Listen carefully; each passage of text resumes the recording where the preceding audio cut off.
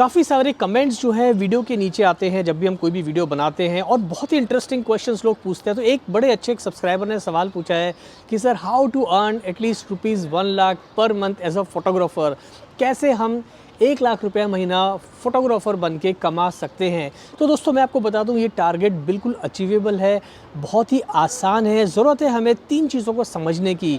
Number 1 is a strategy, number 2 is a strong business mindset and number 3 is dedication. अब इन 3 चीज़ों को आज इस वीडियो के अंदर हम थोड़ा सा डिकोड करने की कोशिश करेंगे, समझने की कोशिश करेंगे कि किस तरह आप इस 1 लाख रुपए पर महीने की इनकम को आप कैसे अचीव कर सकते हो, उसके लिए हमें क्या करना पड़ेगा। तो इस वीडियो को आज एंड तक ज़रूर देखिए। उम्मीद है इस वीडियो से बहुत सारे फोटोग्राफर्स को एक ओपनिंग मिलेगी, एक रास्ता मिलेगा और डेफिनेटली वो इस टारगेट को अचीव कर पाएंगे। लेकिन उसके पहले मैं आपसे सिर्फ यही कहना चाहूँगा, अगर अभी तक आपने मेरा चैनल सब्सक्राइब नहीं किया तो जल्दी से मेरे चैनल को कर दो सब्सक्राइब, क्योंकि जब भी मेरा नया वीडियो आएगा तो आपको पता चलेगा कि आज मेरा नया वीडियो रिलीज़ हुआ है। अब दोस्तों 1 लाख रुपया महीना कमाना एज अ फोटोग्राफर कोई बड़ी चीज़ नहीं है। यहाँ पर आपको सबसे पहला जो स्टेप लेना होगा वो होगा दोस्तों डाइवर्सिफाई योर सर्विसेज। अब डाइवर्सिफाई से क्या मतलब है मेरा दोस्तों, यहाँ पर बहुत सारे फोटोग्राफर सबसे बड़ी गलती ये करते हैं कि वो एक ही स्ट्रीम के ऊपर काम करते हैं। यानी कि कोई वेडिंग फोटोग्राफर है तो साल भर वेडिंग फोटोग्राफी करता है और ज़्यादातर जो काम है वो उसे वेडिंग के सीज़न में मिलता है और उसके बाद जो है वेडिंग सीज़न के बाद वो खाली बैठा रहता है। यानी कि जो भी उसने पैसा कमाया होता है, अगर आप उसको डिवाइडेड बाई 12 कर दोगे तो 2 महीने उसने या 3 महीने काम किया और बाकी का जो महीना उसके फालतू बचे रहते हैं, तो सारा जो उसकी अर्निंग है वो डिवाइड हो जाती है इतने सारे महीने में, और कमाई जो बहुत ज़्यादा होनी चाहिए थी वो बहुत कम होती है।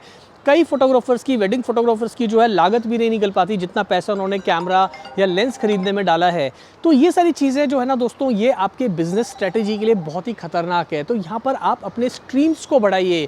यानी कि वेडिंग फोटोग्राफी के साथ साथ आपको सीखना होगा पोर्ट्रेट फोटोग्राफी, आपको सीखना होगा प्रोडक्ट फोटोग्राफी, आपको सीखनी होगी फैशन फोटोग्राफी, आपको सीखनी होगी ई-कॉमर्स फोटोग्राफी। तो आप जितनी स्ट्रीम्स बढ़ाएंगे उतना ही काम जो है आपको ज़्यादा मिलेगा। और हर स्ट्रीम का आप महीने के अंदर एक एक प्रोजेक्ट भी कर रहे हैं तो आप अंदाज़ा लगाइए कि आपकी इनकम जो है वो कितनी ऊपर जाएगी। तो जो अच्छे फोटोग्राफर्स होते हैं, जिनका जो बिजनेस सेंस अच्छा होता है, जिनका जो माइंडसेट है बिजनेस का वो काफ़ी स्ट्रांग होता है, वो इन सब बातों को समझते हैं और इनके ऊपर वो धीरे धीरे काम करते रहते हैं ताकि जो उनकी इनकम है वो हमेशा जो है बढ़ती रहे और काम जो है यानी कि जो असाइनमेंट्स है उसकी कभी भी कोई कमी ना हो। तो यहाँ पर आपको अपनी सर्विसेज को डाइवर्सिफाई करना बहुत ही ज़रूरी है। Step number 2, set competitive pricing. बहुत सारे लोग प्राइसिंग के अंदर गलती करते हैं और बड़े बड़े फोटोग्राफर जो हैं, अच्छे फोटोग्राफर होने के बावजूद एक अच्छी इनकम जनरेट नहीं कर पाते, बिकॉज उनकी जो प्राइसिंग है वो कंप्लीटली रॉन्ग होती है, जिसे हम कहते हैं कि जस्टिफाइड नहीं होती, और अच्छी फोटोग्राफी करने के बावजूद वो साल भर जो है पैसा कमाने के लिए स्ट्रगल करते हैं। तो यहाँ पर आपको सबसे पहले अपने एरिया के अंदर अच्छे से रिसर्च करना है, कौन सा फोटोग्राफर कितना चार्ज कर रहा है। उस हिसाब से आप अपनी प्राइसिंग को ऐसे सेट करिए कि आप अपने क्लाइंट के लिए एक अफोर्डेबल फोटोग्राफर लगे, ना केवल प्राइसिंग में बल्कि काम में भी। तो यहाँ पर प्राइसिंग जो है वो बहुत इंपॉर्टेंट रोल प्ले करती है। और प्राइसिंग आप जब भी आप प्राइसिंग करें तो ये देखें कि आप एज अ क्लाइंट सोचें कि यार अगर मैं खुद हायर करता तो क्या ये प्राइस के अंदर मुझे फोटोग्राफर ठीक लगता।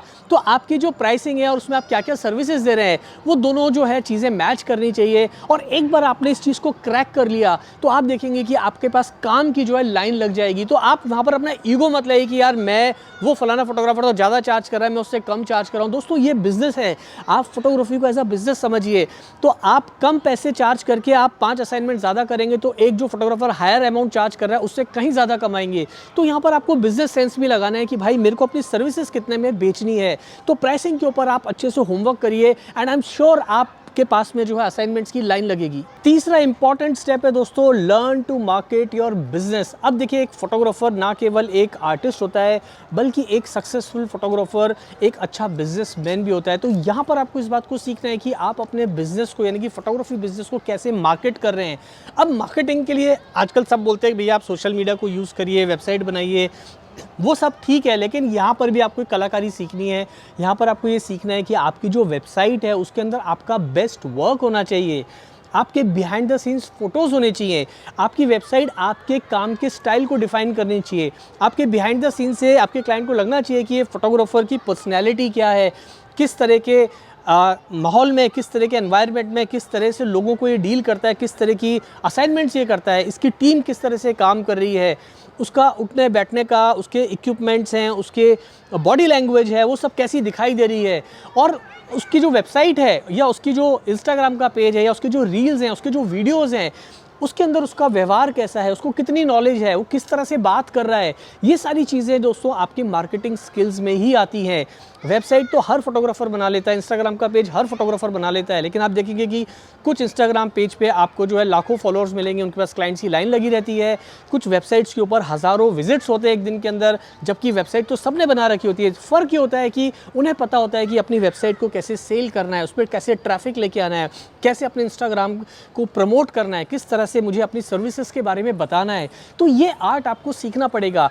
Tell your clients that you are available, you are shooting this, you are shooting wedding, you are shooting portraits, you are shooting modeling portfolio, you are shooting e-commerce, make reels about all those streams। वहाँ पर आप अपने काम को explain करिए, client के साथ में एक रिलेशनशिप को बिल्ड करिए, क्लाइंट के साथ में एक आप जो है एक कंफर्ट वाला एक रिलेशन बनाइए, जिससे वो आपको हेजिटेट ही ना करे फ़ोन करने के लिए। तो यहाँ पर आपको बहुत सारी चीज़ें सीखनी होंगी एक as a photographer, as a businessman, तब जाके जो है आप अच्छी खासी बिजनेस जो है उसको आप एक्सपेंड कर पाएंगे। एक सक्सेसफुल फोटोग्राफर हमेशा से इस बात को जानता है कि मुझे अपने क्लाइंट को कैसे इंप्रेस करना है, अपने क्लाइंट को कैसे कन्विंस करना है, अपने क्लाइंट्स को कैसे अच्छी सर्विसेज देनी है। तो ये सब चीज़ें जब आप करोगे दोस्तों, तो आप देखोगे कि आपका जो काम है, आप 1 लाख या 2 लाख या 3 लाख या कई फोटोग्राफर्स उससे भी कहीं ज़्यादा पैसा महीने का कमा लेते हैं, because they know how to do it. चौथा एंड फोर्थ सबसे इंपॉर्टेंट स्टेप है, वो है दोस्तों learn to collaborate and networking. अब कोलैबोरेशन और नेटवर्किंग आज के ज़माने में बहुत ही इंपॉर्टेंट है। अब कोलैबोरेशन और नेटवर्किंग से मेरा मतलब ये है दोस्तों कि अगर आप एज अ फोटोग्राफर आपने अपना एक बिजनेस शुरू किया है, तो सबसे पहले आपका टारगेट होता है कि आप जितने ज़्यादा लोगों तक पहुंचेंगे उतने लोगों को आपके बिज़नेस के बारे में पता चलेगा। तो यहाँ पर आप अपने शहर में जो इवेंट प्लानर्स हैं, वेडिंग प्लानर्स हैं, उनके साथ में कोलैबोरेट कीजिए, उनके साथ में उनको अपना काम दिखाइए, उनके पास जाइए, उनके साथ नेटवर्किंग कीजिए। उसके साथ साथ दोस्तों अगर आपको मान लीजिए कोई डील नहीं मिली, तो भैया वहाँ पर आप 1-2 वेडिंग्स फ्री में करिए, 1-2 पोर्टफोलियो फ्री में शूट करिए, 1-2 आप ई-कॉमर्स के असाइनमेंट फ्री में करिए, जिससे क्या होगा कि आपको पैसा तो नहीं मिला, बट आपकी नेटवर्किंग हो गई, आपके टैलेंट के बारे में उनको पता चला, आपके काम करने के तरीके के बारे में उनको पता चला। तो फ्यूचर में वो लोग आपके क्लाइंट्स बनते हैं। अगर ना भी बने तो दोस्तों यहाँ पर आपका अपना खुद का पोर्टफोलियो बिल्ड होता है, जहाँ उस पोर्टफोलियो को आप अपने इंस्टाग्राम मार्केटिंग में, उसको अपनी वेबसाइट में, उसको अपने एज अ नेटवर्किंग मटीरियल के अंदर, या उसको आप अपने कोलैबोरेशन के अंदर जो है आप इस्तेमाल कर सकते हैं। तो कहने का मतलब है कि दोस्तों जो दिखता है वही बिकता है, तो जितना दिखोगे उतना बिकोगे। And last but not the least दोस्तों, सबसे बड़ी चीज़ जो है वो सीखने वाली ये है कि always educate your self about photography, यानी कि फोटोग्राफी सीखना बहुत ज़रूरी है।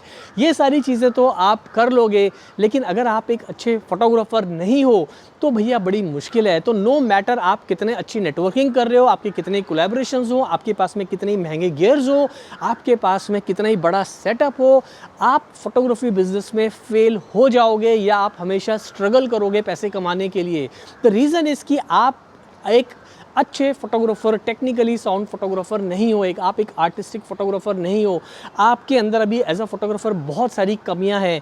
तो देखिए कोई भी पूरा फोटोग्राफर तो नहीं होता, कमियां हर फोटोग्राफर में होती है, लेकिन एक अच्छा फोटोग्राफर, एक टैलेंटेड फोटोग्राफर और एक सक्सेसफुल बिजनेस फोटोग्राफी का बिजनेस करने वाला फोटोग्राफर जो है, उसे हमेशा से पता होता है कि उसे डेली बेसिस पे अपने आप को एजुकेट करना है, डेली बेसिस पे नई चीज़ों को सीखना है, जो नए ट्रेंड्स आ रहे हैं उनको सीखना है, फोटोग्राफी की टेक्निक्स के अंदर बराबर मेहनत करनी है, लाइटिंग के ऊपर काम करना है, कंपोजिशन पे काम करना है, नए नए फोटोग्राफी आइडियाज़ के ऊपर काम करना है, नए नए तरीके से फ़ोटोशूट को एग्जीक्यूट करने पे काम करना है। तो जितना आप अपने आप को एजुकेट करोगे उतना आपके अंदर कॉन्फिडेंस आएगा, और जब कॉन्फिडेंस इंसान के अंदर आता है तो दोस्तों फिर आपको डर नहीं लगता लोगों के पास जाने में।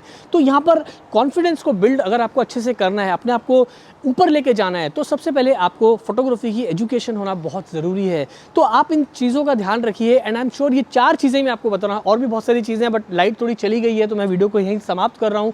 बट ये 4 चीज़ें आप कर लोगे ना दोस्तों, तो आप मेरी बात को ध्यान रखिए दोस्तों, आपको कोई भी नहीं रोक सकता। तो इन चीज़ों पे ध्यान दीजिए, आगे बढ़िए। 1 लाख तो क्या यार, 10 लाख रुपए भी कमाना मुश्किल नहीं है, if you know how to do it. तो आज के लिए इतना ही रखते हैं। अगर इससे जुड़े कोई भी सवाल हो तो आप मुझे नीचे कमेंट करके ज़रूर बताइएगा। मैं कोशिश करूँगा आपके सवालों के जवाब देने की। थोड़े दिन से वीडियो नहीं बना पा रहा था, थोड़ा काम था, स्टूडियो में काम चल रहा है, थोड़े शूट्स चल रहे हैं, तो मैं थोड़ा बिजी हो गया था, बट अब कोशिश करूँगा कि मैं रेगुलराइज करूँ अपने वीडियोज़ को। आपके साथ की ज़रूरत है। दैट्स इट, शुक्रिया, गुड नाइट।